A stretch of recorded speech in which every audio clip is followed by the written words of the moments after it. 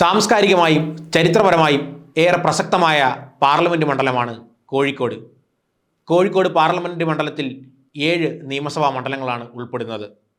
Balussery, Elathur, Kozhikode north, Kozhikode south, Beypore, Kunnamangalam, Koduvally. 6 നിയമസഭാ മണ്ഡലങ്ങളിലും 2021 തിരഞ്ഞെടുപ്പിൽ ഇടതുപക്ഷമാണ് വിജയിച്ചത്.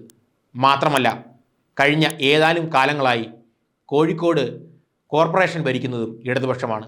അതിൽ തന്നെയുണ്ട് ഇടതുപക്ഷത്തിൻ്റെ രാഷ്ട്രീയ മേധാവിത്വം. എന്നാൽ 2009 മുതൽ കഴിഞ്ഞ 3 തിരഞ്ഞെടുപ്പുകളിൽ UDF സ്ഥാനാർത്ഥി MK രാഘവനാണ് വിജയിച്ചത്. 2001 ശേഷം കോൺഗ്രസിന് കോഴിക്കോട് ഒരു MLA പോലും ഇല്ലാത്ത കാലഘട്ടത്തിൽ എങ്ങനെയാണ് MK രാഘവൻ ജയിച്ചത് എന്ന ചോദ്യത്തിന് ഒറ്റ ഉത്തരമേ ഉള്ളൂ: ജനകീയത.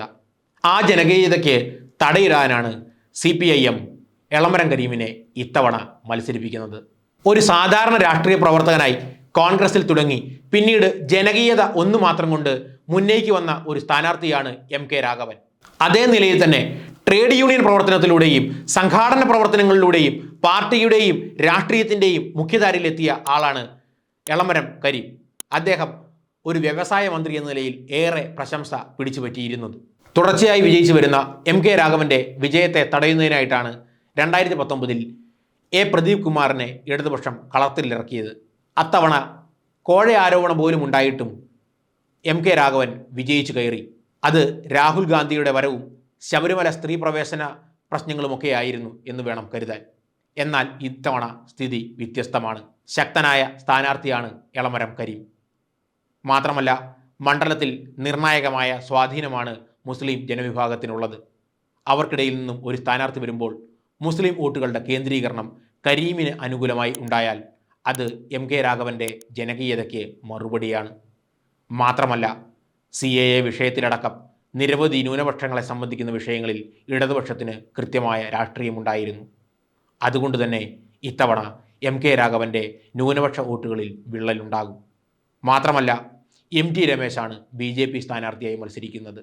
കോൺഗ്രസ് പരമ്പരാഗതമായി കൈവശം വെച്ചു പോരുന്ന മുന്നോക്ക ഹൈന്ദവ സമുദായത്തിലും വോട്ട് പിളർന്നു പോകുമെന്നുറപ്പാണ്.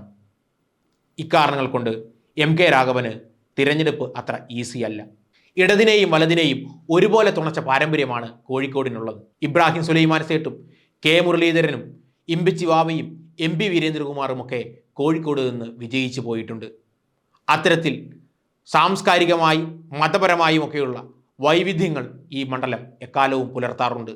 മണ്ഡലത്തിന് ആരോടും ഒരു രാഷ്ട്രീയ കൂറ് വ്യക്തമായി ഇല്ല.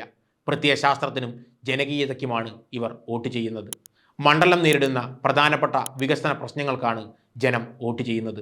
അതുകൊണ്ട് ഈ മണ്ഡലത്തിൻ്റെ റിസൾട്ട് എന്ന് പറയുന്നത് പ്രവചനാതീതമാണ്. എങ്കിൽ കൂടിയും ഈ മണ്ഡലത്തിൽ ഞങ്ങൾ നടത്തിയ പഠനത്തിൽ ഇത്തവണയും MK രാഘവൻ വിജയിക്കാനാണ് സാധ്യത. എങ്കിലും ചില ഘടകങ്ങൾ എളമരം കരീമിന് അനുകൂലമായി ഉണ്ടായാൽ അദ്ദേഹത്തിന് വിജയിച്ചു കയറാൻ വലിയ പാടൊന്നുമില്ല. കാര്യങ്ങൾ ഇങ്ങനെയൊക്കെയാണെങ്കിലും വിജയസാധ്യത MK രാഘവനിലേക്കാണ് വിരൽ ചൂണ്ടുന്നത്.